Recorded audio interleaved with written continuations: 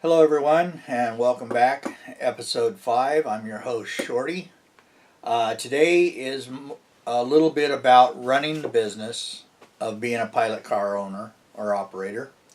What items, 2 items are required. The rest are suggested if you can.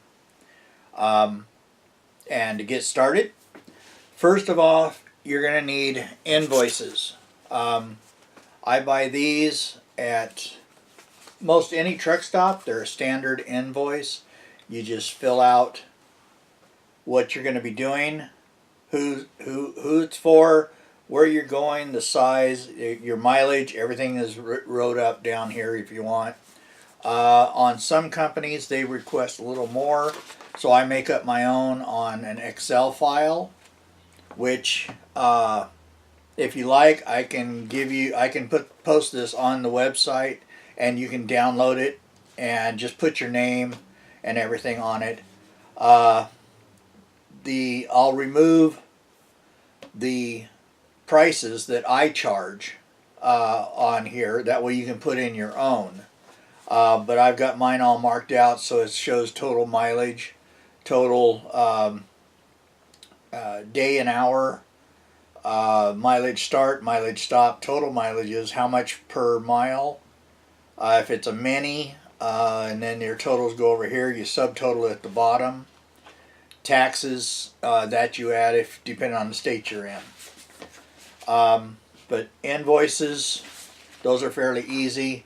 Just get carbon paper and make 2 copies of it, and you print them off yourself.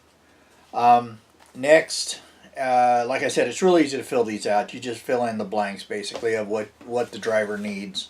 A lot of times it's his truck name, truck number, trailer number, your load number, and I'll always put down on it what CB channel. I know that sounds kind of dumb. You don't need it on there, but it does give a reference when you go back. Oh, I've hauled for this guy before, so I need to be on that channel. And I usually add that too when I put their names in my phone. I've got over 2,000 names in my phone, and I put what CB channel they run on, their truck number that they had. A lot of times that changes. But you'll do the load number, which is usually what they're hauling, unless they're one of the major companies, Bennett, Christian Brothers, TWS, ETI, ATI, any of those. They have an actual load number and an invoice number, and you'll need both of those. You fill out one side of it with your name, your address, your phone number, your contact information on the one side. The other side is left for them. Driver's name, truck number, trailer number, and all the other stuff. And then at the bottom you put your starting miles, your ending miles, and your total miles. And then that's what you charge them for over on the right. That's really all that's been done about that. There's some really good videos on YouTube about how to fill these out. There's a couple of the pilot car operators that went to Vistaprint and did their own invoices and had them all printed up. I'm cheap. This is like 99 cents and it lasts me about 6 months, the whole pack. So I think there's 50 of them in a package. So and not all companies need this. If it's a private owner operator, he just needs a receipt. And I buy these because they're easy to work with. You tear them off as you need them. You can get just the little skinny one that's got 100 receipts in it. It's the same thing. I just like the book, and it goes in my pack. You just fill out their name, the price that you're receiving from them, and then how you get it, check number, and all that. And then over here, I usually put here for it's got for rent or for, and I'll put for pilot car services. And then from and to where you picked them up at, I-5 exit 103, going to 26 miles up Riddle Road. Or whatever it might be. I mean, it could be 2-3 states. You pick up in Los Angeles, you drop in Albuquerque or San Antonio, Texas, or El Paso, or whatever. And then you sign it. And then you give them the top copy, and everything else stays in your book. And you just turn it over. You got a carbon copies. You put the back flap over it so you don't mark up the next one, and you got 4 more. So it's real easy to use. It's self-explanatory. It's just a standard receipt book. But most your owner-operators, they would rather have this than a complete invoice, because this shows that they spent the money.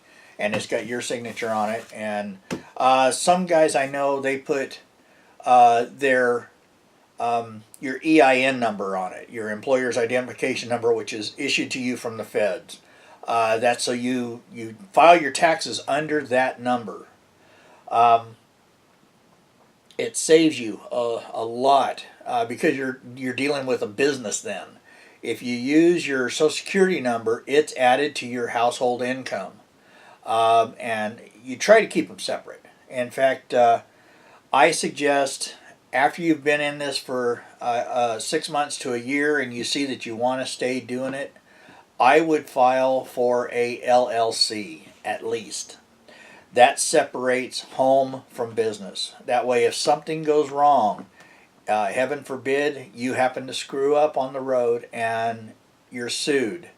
With an LLC, that's all they can touch is what is registered as company. They cannot touch your house. They cannot touch anything at home.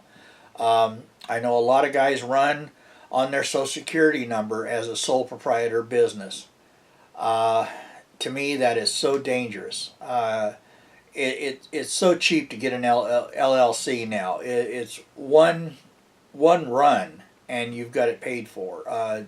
Runs about $300 to get filed for it. You save on taxes, but it separates home from business. So it's just something that you should do. And it's so easy to do. There's places out there on the internet that you can find that you can do it online. You can have your LLC number within 20 minutes after you've sent in the money for it. You can pay for it with a credit card online or a PayPal or however you do it. But after 6 months to a year and you see that you're going to stay in this and it's going to be a viable business, especially if you're going to add more cars. If you're going to put your brother on as a driver, if you're going to put a friend on as a driver, or you're going to just start hiring drivers, do not do it under your Social Security number. Do not. Before you start expanding your business, go for at least an LLC, if not a full corporation. Full corporation's a little bit more spendy, and your best places to do that would be Nevada and Delaware. Reason being, it's a tax haven for businesses. But do some checking. I know it's $375 in Nevada to file for an LLC. That way you can do that, and then if you decide to go with a full corporation, when you get large enough, five or more cars, and you go for a full corporation, it's a lot less to change from an LLC and advance to the corporation. And they're all the same. You have to have a meeting every 60 days, I believe it is, with your board of directors. They can all be you. Your CEO, your president, your vice president, your secretary, your treasurer. Those are the 4 positions you have to fill in an LLC, and you can be all of them. Most guys will put their wives down, one of the kids down, and he's 2 years old. So it doesn't matter because it's a non-paid position. And their family, so you don't have to pay anything. A lot of times guys will put themselves on a salary, which in this business I don't see why, but they some reason do. I don't know. But you don't have to do any of that. The LLC is the cheapest and easiest way to go. It separates home from business, and that's the main reason right there. If you happen to be running a high pole and your load hits an overpass and your insurance pays up to $1 million, it's 15 to 20 million to rebuild that bridge. And it's out of your pocket because you were the high pole. You should have known. It was your fault. They don't even look at the truck. They look at you if you're the high pole. That's why so many pilot cars, when they're running high pole, especially with a painter's pole out front, if their load hits that overpass, they're never seen again. They're gone before the cops show up, and the driver's sitting there holding the bill. And that's why they're looking at doing the new insurances for high pole. But if something goes wrong, if you're caught off route and you're the lead, it's on you. And the fine is on you. And sometimes the fines can get quite extensive, especially with where you're at. It's $1,500 an hour for a police car to be called out and escort you through an area if you're off route. That's on you. A lot of times they will have you bring out a tow truck, or you have to hire other pilots, or you have to do this, or you have to do that. It's on you. That's out of your pocket if you're the one that screwed up. Now, if it says on your routing that you were supposed to take this exit and the state screwed up, then there's going to be a play. It's still going to come after you for the charges until you prove that it was the routing, the state or the county or the city that routed you that way. And that can take time. But until then, you are charged with, say, one or two police officers are coming out. That's $3,000 an hour per car, or $1,500 per car. And there are expenses in this business that are unforeseen. So get ready for it. Always have a backup. When you get paid from a load, put 50% aside. 30% for taxes and 20% just in case. You're going to have blowouts on the road. You're going to have to replace windshields. In the last year, I've replaced 6. I've had 6 windshields because you're following behind the load, and you're on the road so much. You're getting rocks thrown at you. You're getting stuff picked up off the road. Trucks going by you because you're going slower. Normally on an oversize, you're running 55 or less on the freeway. And a lot of times the load, if it's a wide load or a long load, they are routed through the state at 45 miles an hour. And most people don't understand that. They don't understand why that truck's going so slow. It's because we are required to be within 3 miles of that speed limit.